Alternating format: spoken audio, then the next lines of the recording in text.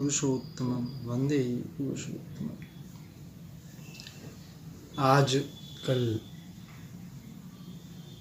इस कलिकाल में अर्थ की बहुत प्रधानता है।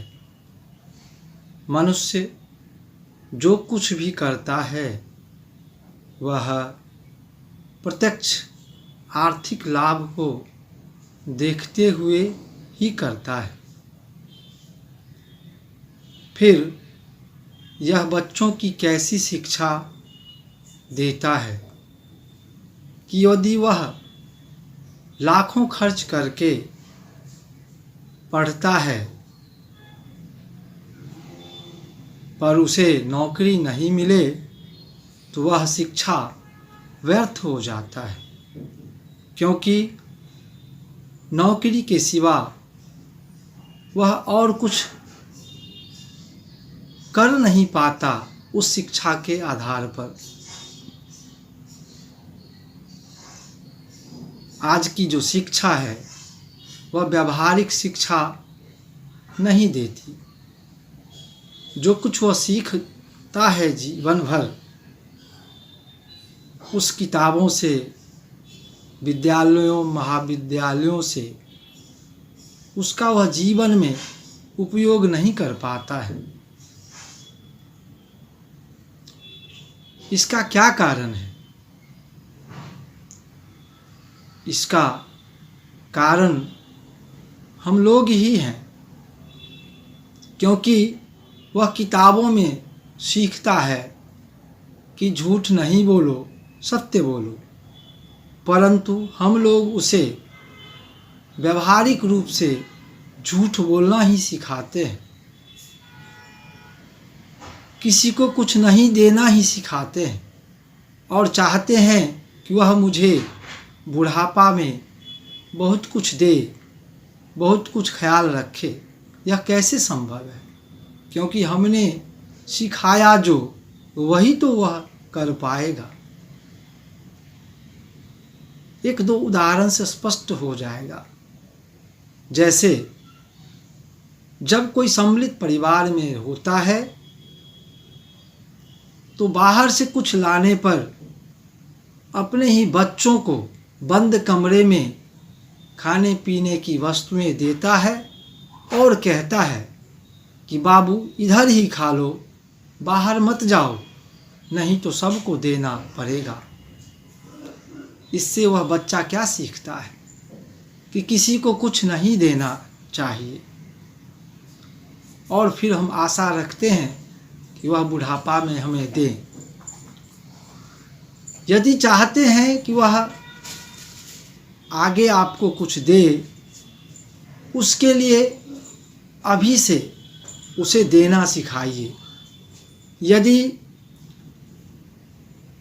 हाट बाजार से सब्जी ही क्यों न लावें, उसी बच्चा को दीजिए और बोलिए कि जाओ बाबू, यह मम्मी को दे दो। कुछ खाने पीने की वस्तु लाए तो बच्चों को ही दे कि सब में बांटे। इससे वह देना सीखेगा, बाद में चलकर उससे हमें ही फायदा होने वाला है।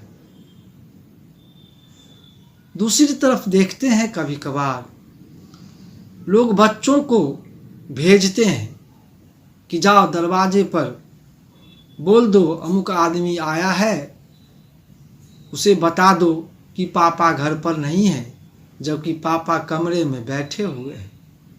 कारण चाहे जो भी हो, आपकी मजबूरी चाहे जो हो, यह सिखाने का, परंतु इसका अंजाम आगे चलकर बहुत बुरा होता है।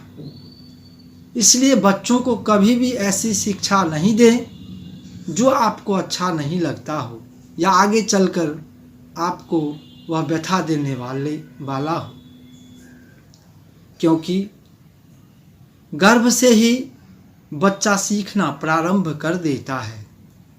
इसकी बहुत सारे उदाहरण हैं हमारे शास्त्रों ग्रंथों में, जैसे प्रहलाद, अभिमन्यु आदि की कहानियाँ आप लोग जानते हैं कि कैसे वे लोग गर्भ में ही बहुत कुछ सीख चुके थे। जब बच्चा छोटा होता है तो उसकी सिर्फ आँख ही ऐसा ज्ञानेंद्रियाँ हैं जिससे वह देखकर सीखता समझता है। देखे होंगे आप कि यदि किसी को बच्चा देखता है कि बगीचा को निकौनी आदि करते हुए, तो वह भी कुछ लेकर आ जाता है और निकौनी करना शुरू कर देता है। आपको जो करते हुए वह देखता है वह करना प्रारंभ कर देता है। तो उस अवस्था में हम बच्चों के सामने ऐसा कोई भी कार्य न करें जो हम नहीं चाहते हैं कि बच्चा सीखे।